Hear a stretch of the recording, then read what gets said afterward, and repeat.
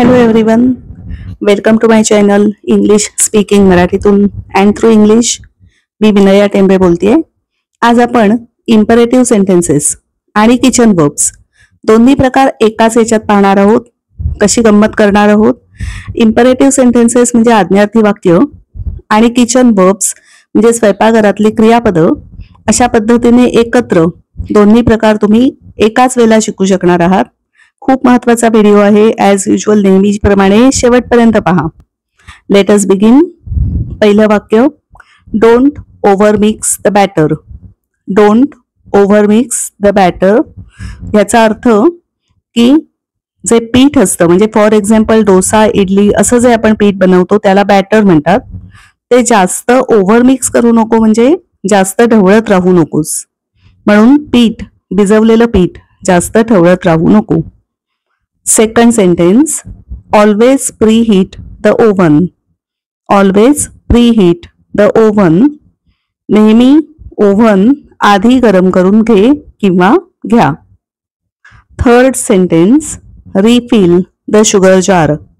Refill the sugar jar म्हणजे sugar म्हणजे साखर, जार म्हणजे बरणी असेल, डबा असेल, तो रिफिल करा. रिफिल म्हणजे परत भर, म्हणून साखरेचा डबा किंवा साखरेची बरणी परत भरा.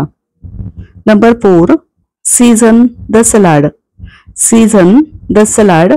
आता सलाड म्हणजे माहिती आहे तुम्हाला, सगळ्या भाज्या आपण ज्या एकत्र करतो, काकडी, टोमॅटो इत्यादी इत्यादी, ते सीझन करणं म्हणजे त्याच्यात मसाले घालून टेस्टी बनवणं, चवदार बनवणं.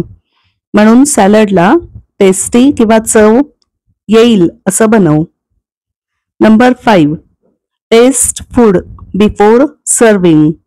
Taste food before serving. आता इथे टेस्ट या शब्दाचा अर्थ आहे चव घेणे, क्रियापद आहे. फूड म्हणजे अन्न, बिफोर सर्विंग, सर्विंग म्हणजे वाढायच्या आधी. वाढायच्या आधी अन्नाची चव घे किंवा घ्या. Number 6, stir fry vegetables quickly on high heat. Stir fry vegetables quickly on high heat. Stir fry म्हणजे पटकन परतणं, व्हेजिटेबल्स म्हणजे भाज्या, क्विकली म्हणजे चटकन, ऑन हाय हीट म्हणजे मोठ्या आचेवर. मोठ्या आचेवर भाज्या पटकन परतून घे. Number 7, use fresh ingredients. Use fresh ingredients.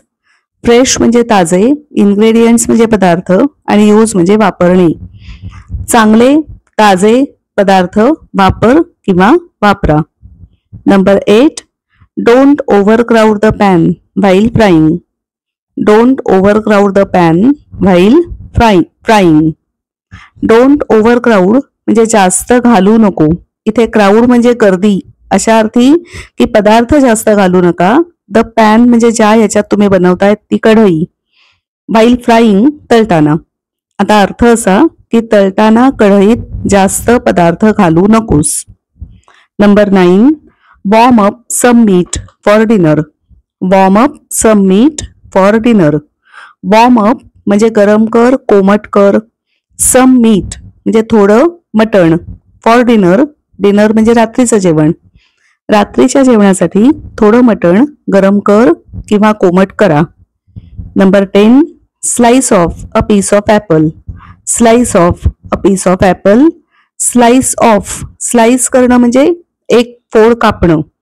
Of म्हणजे बाहेर बाजूला होते, म्हणून ओढबले ऑफ म्हणतो आपण इंग्लिशमध्ये. अ पीस ऑफ ॲपल, सफरचंदाची एक फोड. सफरचंदाची एक फोड काप. Number 11, dry the dishes and put them away. Dry the dishes and put them away. Dry करणं म्हणजे कोरडं करणं.